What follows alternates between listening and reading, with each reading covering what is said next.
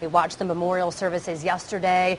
Many survivors, though, of the attacks carry scars as visible reminders of the tragedy. But one of those survivors has a story unlike any other. She has an incredible story of recovery and transformation. Laura Manning, known as the only severely injured person to survive. Laura joins us live this morning to talk more about her journey and her new book, Unmeasured Strength. Lauren, thank you so much for being with us. Thanks for having me, Angela. Lauren, I want to first start with 10 years later, this weekend, what has it meant for you, and personally, how are you doing having to talk and kind of relive all of this? Well, it's, you know, I need only look down at myself to know that it's ever present in my life. But it was a true time of reflection 10 years later. What seemed like so long ago is still with all of us. But I'm so proud of so many of the families, of friends and colleagues who are gone to see how we've all moved forward with our own injuries, whether they've been physical or emotional. Lauren, how is it that you were able to make it out of the tower that you were in with the fire and the burns and everything that you endured? I think for a number of reasons. You know, as I ran across the street in flames, I saw the vision of my son. We had tried so hard to have him, and he was only 10 months old. And I prayed and screamed, I'm not going to leave you. I would not leave my little boy, Tyler. As I lay there and the second plane hit, it was apparent that they had come back for us.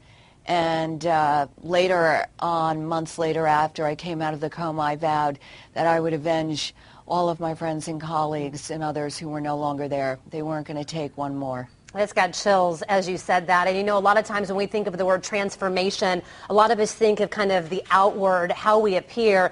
But this book and how you transformed yourself is so much more than that. And kind of the strength that came from inside to not just kind of go on with your life, but how you've gone on with your life and what you are now teaching your two children that you have. What do you want us to know? Yeah. We all take this journey on this earth, and we are here, you know, for such a short period of time, and all of us in one way or another are wounded by illness, tragedy, or disease. And although I think we can be touched by adversity, we need not be held by it. And what I hope to share in my words in Unmeasured Strength is really the story of all of us, of finding your own unmeasured strength.